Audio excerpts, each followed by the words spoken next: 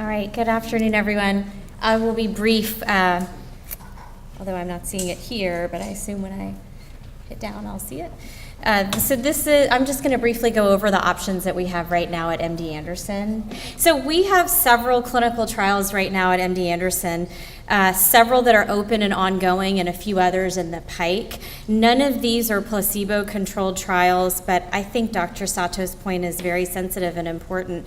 It's a necessary evil as these trials get advanced that there will be a control arm of some sort, either placebo or dacarbazine, unless we have a vocal enough patient effort when designing these with the sponsors, but sometimes that's still not enough to sway the FDA into approval.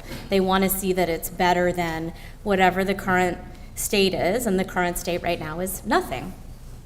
So I'm going to go through all of these options pretty quickly, just one slide for each one in pretty basic broad strokes. So the first study is a drug called Glembatumumab vedotin. So you can, if you're questioning this trial, you can just call it Glemba.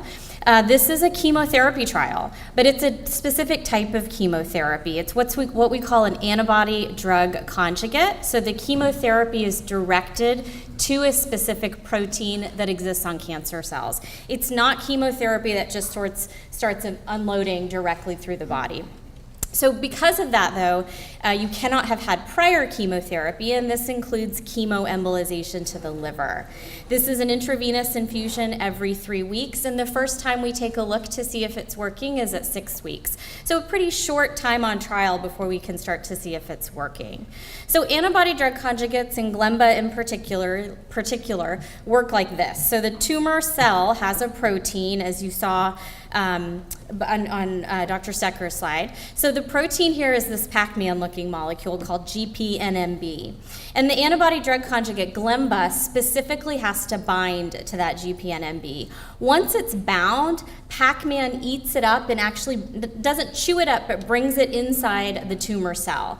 So now you have a bunch of Glemba molecules inside the tumor cell. Well, inside the tumor cell, Glemba releases its chemotherapy payload. So it only does that once it's inside the cancer, and that's how you get dead tumor. So it's essentially a directed chemotherapy. The next study is combination immunotherapy, Nivolumab plus Ipilimumab. Colloquially, people call this Nivo Ipi or Ipi Nivo.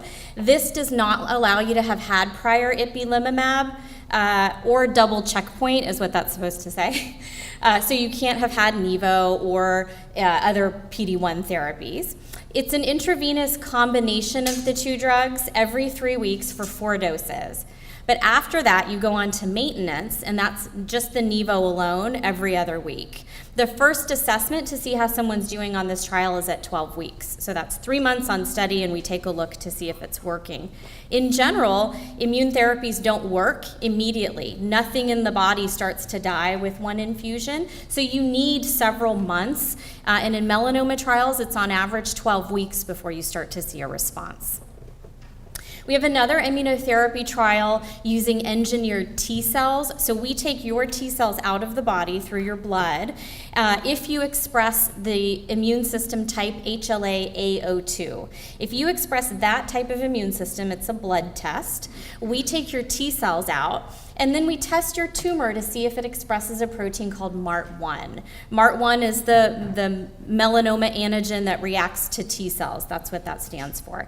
If you have the right immune type and your tumor expresses MART-1, then we engineer these cells in a lab to go directed against those MART-1 proteins.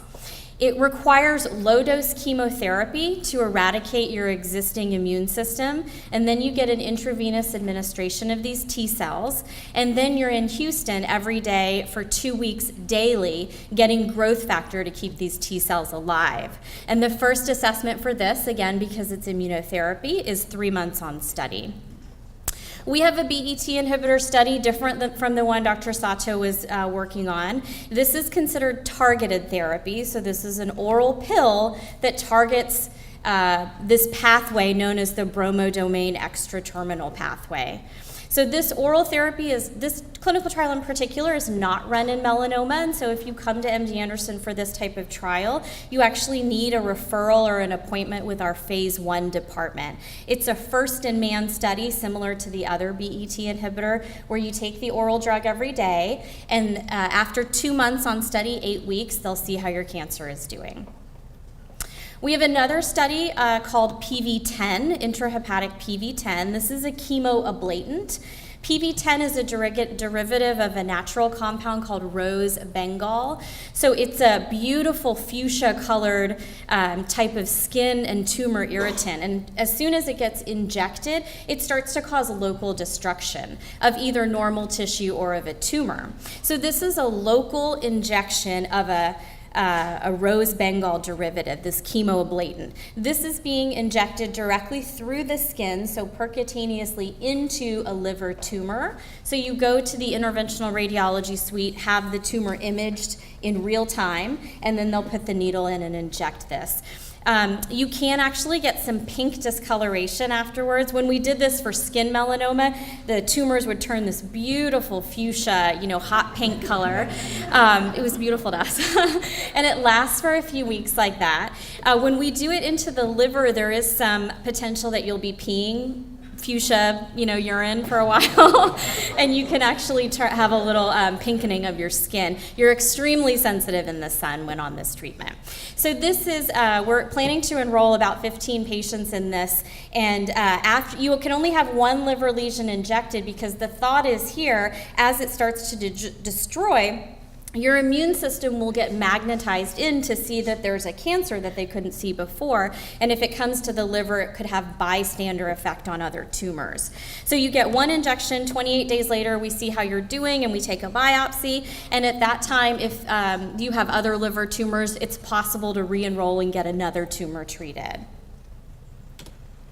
So isolated hepatic perfusion, Delcath, you guys have heard a lot about this. This will be open at MD Anderson shortly. This one and the PV10 essentially require you to have predominant liver disease with very little disease outside the liver. We have a microRNA trial called MRX34A. MicroRNA is its own category. So it's not targeted therapy, it's not chemotherapy, it's not immune therapy, it's essentially RNA therapy, which is its own burgeoning class of treatment. This is intravenous infusion daily for 5 days, and it's given with steroids because there's been experience with infusion reactions with this treatment. And this study has a very heavy schedule of frequent blood draws and tumor biopsies and treatment in the first 5 days that you're there. And you have this done for 5 days in a row every 3 weeks. And the first assessment is at 7 weeks. If you are stable or responding, you are done, basically. You're on observation. If you are not responding, I think you can get re-enrolled and get more of this infused again. And then we're working with Memorial Sloan Kettering in Columbia on a grant-funded study using one of these old MEK inhibitors that you heard Dr. Lutsky talk about, Selumetinib. It's old only in terms of it's one of the first ones that was available to try, but that doesn't mean we think it's any less efficacious. This is a study of Selumetinib on an intermittent schedule. When we give it continuously daily, as he showed you in 2 clinical trials, against temozolomide, it looked like it was somewhat better in progression-free survival, but once we combined it and then compared it to placebo with temozolomide or dacarbazine, we didn't really see a difference in progression-free survival. These oral therapies have always, the thought has always been if you take it daily, just like if you took an antibiotic every day, after some period of time, the bacteria or the tumor in this case gets resistant. So intermittent dosing is this idea of, well, let's give it for a short period and then take it away, and then give it and take it away. So in cancer, we actually try to do it with a higher dose than the daily dose. So in this study, Selumetinib will be given 4 days on and 3 days off at a higher dose than was given in the previous studies. And the first assessment will be at 8 weeks. And because we're pushing the dose of this selumetinib and there is some known cardiac toxicities with this class, we essentially can't take any patients that have cardiac issues, stents and congestive heart failure, that kind of stuff. So in the future, what we're working on is some engineered T-cell trials, things where we can either look specifically at your individual proteins expressed on your tumor. We elute off some proteins in your tumor and make it specific to your immune type, or we look at the common melanoma proteins like GP100, NY-ESO, MART-1, and we look at the common immune systems, and we either engineer personally or we engineer for the group, but those are all things we're working on. I did just want to go back to the table very quickly. It's a backwards illustration. On this table, this last study here, Trametinib and GSK2141795 is a completed study. We finished that with Memorial Sloan Kettering, Columbia, and Emory, where we enrolled 40 patients combining we either did MEK inhibitor or they took MEK inhibitor with an AKT inhibitor. So that study is finished. The first 4 studies we talked about are open right now, and the next 5 are open in the next about 4 months or so. So we've got a pretty robust pipeline happening there. And that's it. Yep. Are any of your studies adjuvant? Not right now. Do you have any in the works? Maybe. It's unfunded right now, so we can't really, I don't want to promise what we don't have yet. So. Thank you.